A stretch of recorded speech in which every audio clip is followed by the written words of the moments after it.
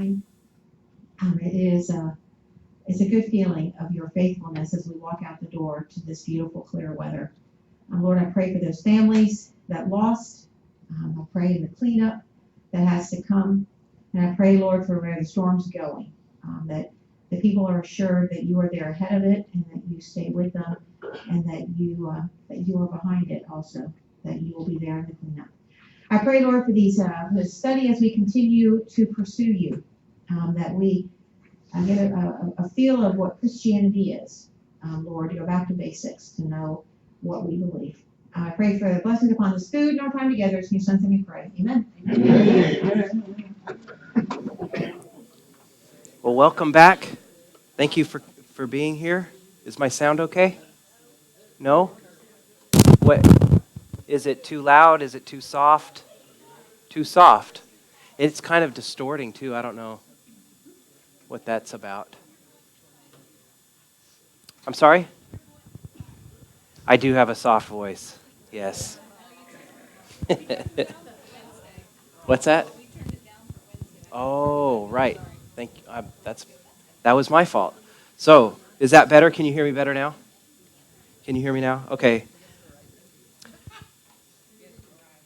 So today we're looking at Book 2, which is called What Christians Believe. And to begin with Chapter 1, it's titled The Rival Conceptions of God.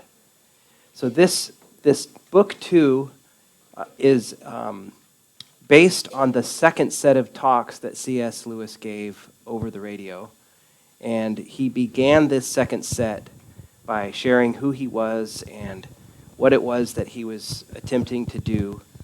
He shared that he had been asked to give a presentation of what Christians believe. And he was asked, the people that asked him because he was a layperson and was also known to have been an atheist for a number of years. And so a question for our consideration is, what advantages are there for this project that he is a layman and a former atheist? What do you think are the advantages of having somebody who is a former atheist do this? Doug? His process of discovery of Christianity, of religion and Christianity, and he comes at it from a professionally non-scholarly approach. So, this is sort of plain language. This is what I see. This is what I believe. This is what makes sense. This is what doesn't make sense. Right. Well, he could tell us, what really works to convert an atheist into Christianity. Right. And we could use it otherwise. Right. So as an atheist, he knows what works to convert an atheist. Exactly. Mm-hmm. Frenchie? Well, for me, I was brought up with a Christian mother that taught me all this, so it was like, I better believe, right off the bat. And when I see somebody that was an atheist first, Lee Strobel did some work too, on the same thing. He was an atheist. And that way it kind of builds your faith and it builds your defense. When they start talking, somebody started talking against your faith, you now have some grounds to say, no, but this is what someone else has gone through. And so both Strobel and C.S. Lewis came from that point of view of being atheist and then becoming Christian. Right. So I think that it's more reinforcing and kind of gives you arguments for the Christian faith. Yes. James? I think for me, it gives them credibility. It's like getting marriage advice from someone who's never been married, or parenting advice from someone who's never been married. And this guy gives them more credibility. I'll listen to his arguments. So there's credibility with his background. Willa, did you have something?